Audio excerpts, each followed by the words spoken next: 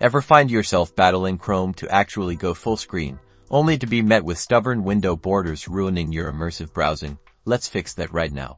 First, the simplest solution: ensure you're clicking the correct button. The one you want is the square icon, positioned between the minimize and the close X buttons. Give that a firm click if it pops and then shrinks back. Don't worry, we have more tricks. Next, let's dive into Chrome settings. Click on the three vertical dots, often called the kebab menu, in the top right corner of your Chrome window. From the drop-down, hover over More Tools. In the More Tools submenu, select Extensions. This is where we'll look for potential conflicts. Sometimes, a rogue extension can interfere with normal browser behavior, including full screen functionality.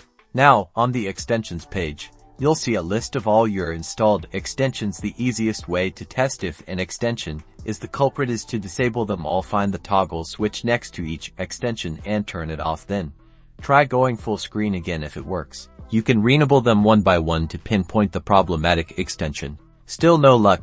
Let's try the keyboard shortcut. Press the F11 key on your keyboard. This is a universal shortcut for toggling full screen mode in many applications, including Chrome. Pressing it once should trigger full screen, and pressing it again will exit it. Make sure your keyboard function keys are not locked. If none of these steps work, consider resetting Chrome settings. Back in the 3-dot menu, go to Settings, then find and click on Reset Settings in the left-hand menu. This will restore your browser to its default state without deleting your bookmarks or history after the reset. Try full screen once more. You should now enjoy a distraction-free, fully immersive browsing experience. Happy browsing!